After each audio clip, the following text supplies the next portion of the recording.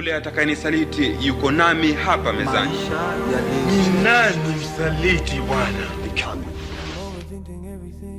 Bo kijabu mimi Yuda anakosa. Ukifuatilia maandiko, Kweli mwana wa Adamu anakwenda zake kuuawa kama Mungu alivyokusudia.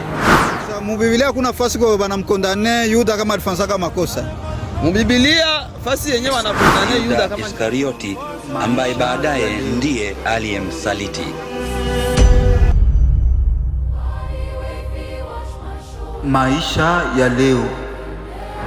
Question iko hapa, je pense ushakuisikia, ni kusema kosa ya Yuda ni nini juu yeye alitoka lwake, Yesu alitoka mbinguni na misio yake, il faut pas que mtu wa vile wakukia kumkana mu dunia. Je, tunauliza kosa ya papa ni nini, ilikuwa nini ojisi? Mwana wa Adamu anakwenda zake kuuawa kama Mungu alivyokusudia. Nashukuru sana ndugu mtangazaji kwa swali. Ndio. Bienye tuko tuna remarke kwa siku za leo, uko nakuta bazazi abapatiaki tena batoto majina ya Yuda. Okay. Ile jina ya Yuda ishaka kuwa kama vile jina ya laana ya shetani kwa mfano. Jina ya shetani. Lakini tukiangalia vizuri, tukifata utamaduni vizuri, tutajikuta kwamba ndugu mtangazaji, wakati Yesu alikuya, alikuwa deja ishakuwa na mission. Iko bien préparé, oui. Bien préparé. Parce que ukisoma mu passage biblique, yenye wanasema Jean 3:16. Okay. Yohana 3:16.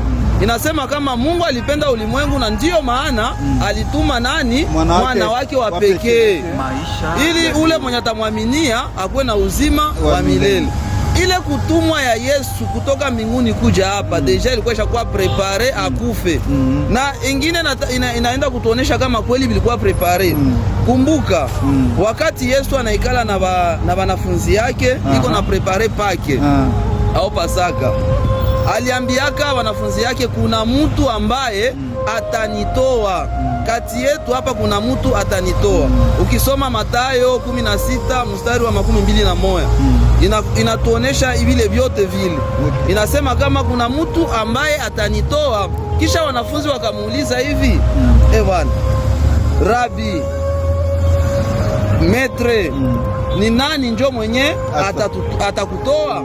Yule atakayenisaliti yuko nami hapa mezani. Ni nani msaliti Bwana? Sasa ule mwako na miaka mingi kupita vote. Yesu akasema ni yule ninayekula naye pamoja. Kila mtu anakuwa anaangalia, niko nani iko nakula na Yesu pamoja? Yuda ndio iko na Yesu pamoja. Yuda akakuwa kwanza iko nafanya sambla. Sasa turu ya pili tena, Yuda hakuwa anajua kama atamtoa Yesu.